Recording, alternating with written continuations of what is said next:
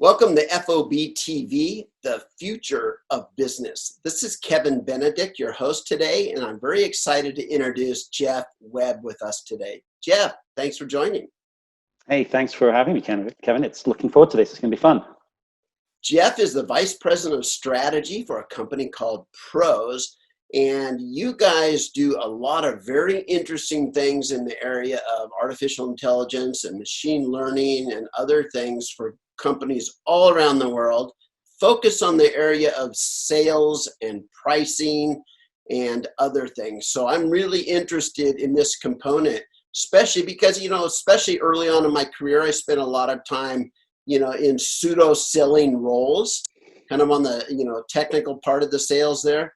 And so it's fascinating for me when I talk about sales, sales is the part where humans are so intimately involved in sales. So the role of artificial intelligence and how that can augment that profession is going to be a fascinating discussion. But before we jump into there, Geoff, why don't you introduce yourself and give us a little bit about your background? Sure. Yeah. Thank you. Well, as you say, Geoff Webb, Vice President of Strategy here at Pros. I'm actually, despite my accent, calling in from Houston, which is where we're based. So, Pros is an interesting company, as you say. We spent a long time, actually, literally decades, looking at a way that you can apply artificial intelligence and machine learning to some fairly complex business problems for medium to larger businesses. And it's, as you say, it's really those businesses that are thinking about and driving towards changing how they sell. And I think, you think about how buyers are changing today, right? That there is an incredible accelerated rate of change in the way people in business especially want to buy.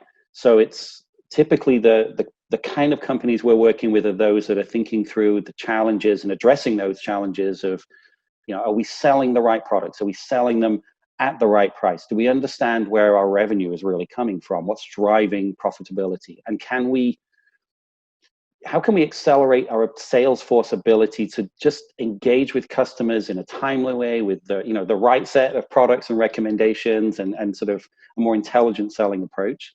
And then ultimately moving all of those capabilities into the future around things like e-commerce and really sort of true digital selling across many, many different channels. So it's an interesting company. We're doing some interesting work, and the application, I think, of AI to real concrete business problems is actually really, really both very impactful, but also it's really timely right now. Oh, I can imagine. So I have a whole bunch of follow-up questions on that area, but let's talk about real life here right now. How has COVID-19 changed your average day now, Geoff? Goodness, I think I'm going through the same things that many, many people are, which is, you spend a lot of time on Zoom calls with colleagues, with other folks outside the business. I think we're all getting comfortable with a world in which you don't necessarily have that face-to-face interaction, but you spend a lot more time sort of on a video camera. And actually, I think have spent more time looking at my own face in some form or other in the past couple of months than I probably did in the past decade or so. And it's not something I'm particularly thrilled about seeing every day, I've got to be honest.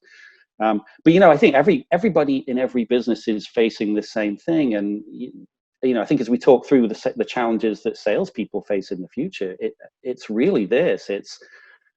There is a level of human interaction that is very natural in a sales process. And what we're dealing with right now is that has been forcibly and dramatically removed. And I think every business and every person in it is evolving and adapting extremely quickly to that world of I can't, sit across the table and necessarily look you straight in the eye in the way that I would normally. I can't, shake your hand and take you for a coffee or something. It's a case of how do I maintain that level of connection when we're typically working through digital technology that is great and is evolving, but is also not the same. It's not the same as being face-to-face with someone. So even before COVID-19 came, that kind of changes the whole environment of sales. there was this trend around digital transformation we've all been going through for the last decade or so.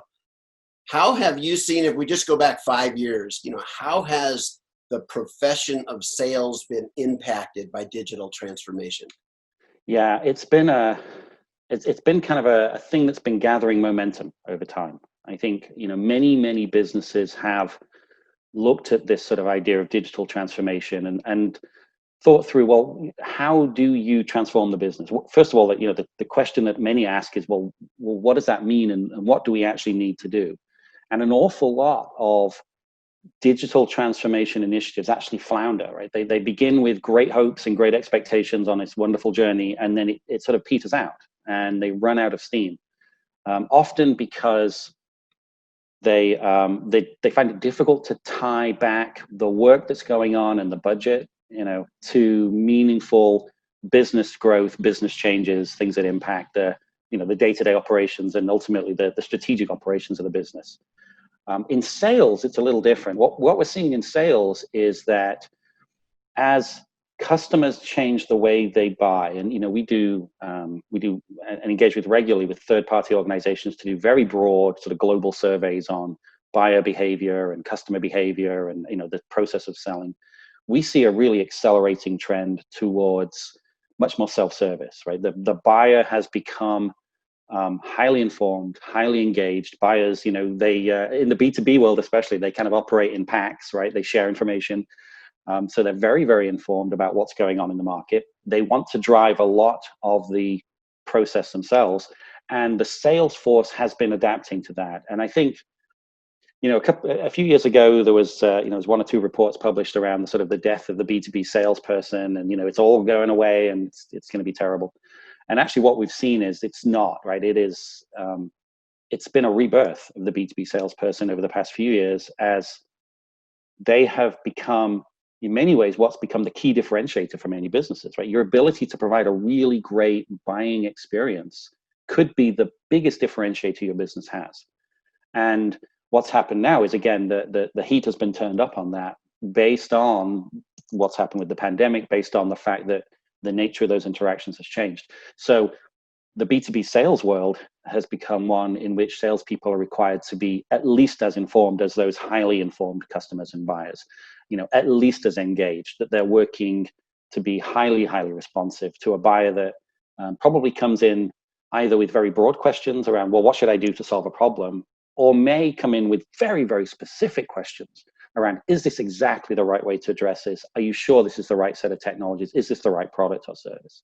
And so the B2B buyer, the B2B salesperson now reacts to that buyer by being informed, by being engaged, by having the tools and the information. And it's really a renaissance for B2B salespeople right now. It's the good ones are extraordinarily good, and companies that are supporting them will do extremely, extremely well. So Pros has invested a lot of time and energy and money into AI and machine learning to augment that professional salesperson. Talk to me about what capabilities you're enabling for that salesperson. Yeah, absolutely. So I think we see the role of AI in a couple of different ways, really. In some respects, what AI can do when you give it a set of difficult business problems is it can first of all consume huge amounts of information. And when you think about digital transformation, so much of that is predicated on, can I get the raw data from which I can extract insight and intelligence and then drive the right decisions?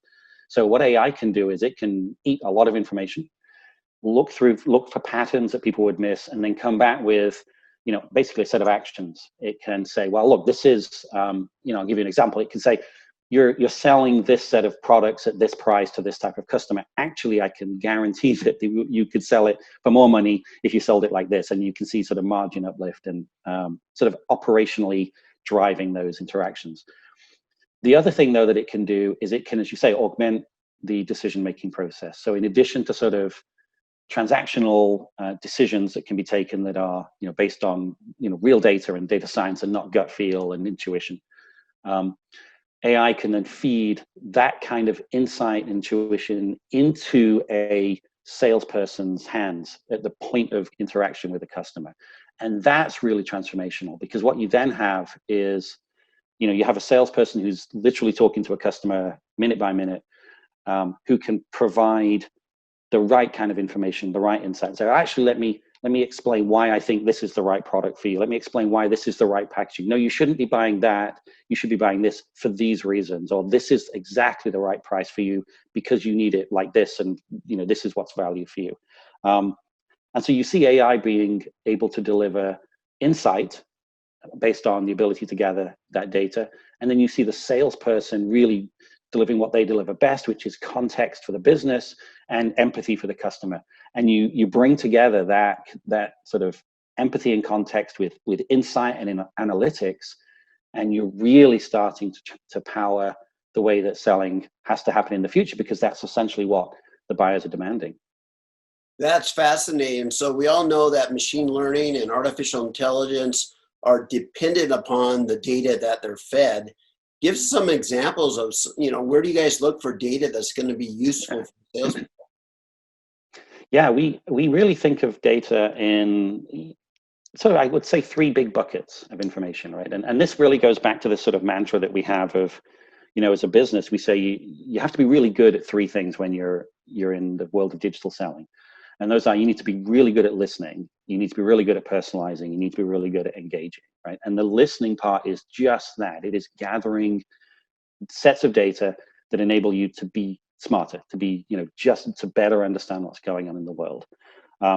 So one of those is usually already in the business, right? There's a huge volumes of sort of transactional information that sit inside your business, sometimes in silos, sometimes, and people are moving it to sort of big data lakes. But there's a lot of value stored in just stuff that you've already done with customers that you can extract insight from. And it's really powerful because what you're actually able to do by applying a layer of AI across that is take every single time you won and every single time you lost and extract insight from that you can then feed to every salesperson in the future. So it becomes this sense of the collective wisdom of every salesperson ever is now fed to every salesperson in the future, which is, no small thing to have. The second thing is we would think of things as third-party data. So stuff that's going on in the world that affects your customers. So, if you're a manufacturer of industrial roofing supplies, just knowing that there's a hurricane about to arrive in the area is significant because you probably need to start staging, different kinds of materials in the right place. So it lets you be ahead of the request from the customer, which again drives a really good buying experience. And then the third thing is the sort of real-time sense of data. What is my customer doing right now? What are they looking at right now at this moment? What products are they thinking about buying based on their behavior? So you bring together a historical, rich set of data, a contextual data based on what's happening in the world, and then real-time information based on actual behavior. You feed all that into these algorithms that sit up in the cloud, and they just grind through immense amounts of information. And then you ask the right questions. What's happening next? What should I be recommending to this customer? What are they thinking about doing? Where could I sell more? What could I sell more for? So there's a lot of information feeds it. AI drives that insight, and then you allow it to be consumed by the right people in the business at the right time. So interesting. So we've kind of looked at the macro view. Let's look at the micro view right now. Individual salesperson. Yeah. What are the challenges that they are dealing with on a daily basis that your tools are going to really help them and support them with? Yeah, I mean, the fact is that most salespeople don't spend most of their time selling. And many salespeople simply have to process an enormous amount of just operational stuff that gets in the way of what they do best. And what they do best is actually, again, help customers to make really good business decisions. So they think, they're spending time figuring out what is the right configuration for this set of products that this customer wants to buy. How do I make sure that I'm quoting a price that's actually accurate? How do I make sure that the terms and conditions are correct? How do I even gather that information together and get it to a customer in a timely manner? We've done surveys of B2B buyers that indicate that the window of acceptability for just getting a quote back is narrowing constantly. And it's gone from, I'll wait a few days to I'll wait a couple of hours and then I'll move on to someone else. That B2B salesperson has the information at their fingertips to very, very quickly recommend the right product, recommend the right configuration, recommend a price that they are very comfortable will win that deal, but will still drive value for their buyer too. So And you feed all that into the tools that they're already using. You make sure that it's easy for them to get access to that. And then critically, you take the results of that set of transactions and you feed that back into the information that ultimately, again, your systems are looking at to say, well, did that win? How well did we do? What was the margin that we got? Did we maximize the profitability of that deal? So every interaction improves, and every interaction brings you more information that ultimately improves every other interaction. So you begin down this sort of path of this very virtuous cycle of learning more. And then what's really interesting right now is that the B2B salespeople are getting their arms around this other huge change, which is now there are multiple channels. Now we need to drive e-commerce as a platform for engagement with customers. So how do I integrate that into my process for dealing with a customer who might start on an e-commerce platform, looking at products, figuring something out. Okay, I've got 70%, 80% of the information I need. I've got most of the products. Now I'm going to need to give, Steve a call or Sandra a call or somebody help me work through the last couple of yards of this thing here. Then I'll go back and finish that process. And that world is really what's going to define the sort of world of digital selling in the future, is that flexibility for the buyer to move between channels, to self-serve where they want to, and then to dip in very quickly to get help from an expert B2B salesperson who can, again, be free to actually take the call and provide the answers and sort of shape that conversation, and isn't doing paperwork or combing through, data sheets or something else to try and get the basics of information ready. So Geoff, you just touched on the future a little bit there, and that's how I want to kind of wrap up our conversation here today. Is, if we look 5 years out, how is the role of a professional salesperson going to look different in 5 years?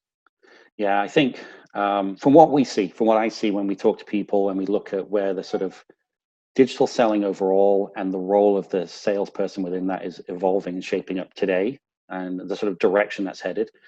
First of all, they're much more integrated into the other channels. So the B2B salesperson is tightly integrated into all the other sales channels. So you eliminate this sort of sense of things like e-commerce being a threat to your B2B sales force, right? The compensation models change, the way you incent people changes. All of those things evolve and need to evolve very rapidly to fully integrate, so that how you're engaging with your customers reflects how your customers want to engage with you. The second thing is they will have a lot more tools at their disposal to be better informed in real time. So you see the advent of, and obviously this is areas outside of things that we do day to day, but the application of AI to just doing sentiment analysis and analyzing conversations and saying, well, I think this is where the thing is headed, to help salespeople when they're not face to face, when they can't use that kind of the intuition they built up over the years, but to provide more signals for them. And then I think more tools that provide insight on the challenges that customer faces and how best to solve them. So you see that, again, the role of that salesperson is being elevated from a transactional role to the strategic partner that the customer can turn to and say, I got this problem. Help me solve this problem, right? And giving that salesperson information and tools enables them to be the person who makes sense of the world, who solves the problems for the customer and builds that partnership. We always talked about sort of this consultative selling model for many, many years, but it's becoming real because finally the salespeople themselves are actually being given the information and the tools to become that strategic thinker for the customer. And yes, I obviously feel very strongly that AI is a critical part of that. I think a salesperson would look at this and say, well, I need my AI tools to analyze this data and make sense of these things so that I can be smarter for my customer. And I think that's the role. And I think that's why the role of the B2B salesperson is so critical in the future, because you think about it, nobody else can do that in the business for that customer. Oh, that's brilliant. I want to thank you so much, Geoff, for showing us the insight and telling us about the strategy and where you see the role of a professional salesperson, how you see it evolving over the future there. Fascinating area, because there's nothing better than a great salesperson that can help you get from point A to point B, and there's nothing more obnoxious if they're not a great salesperson. All right, Geoff, thank you so much for joining us today. Thank you for having me. I enjoyed it.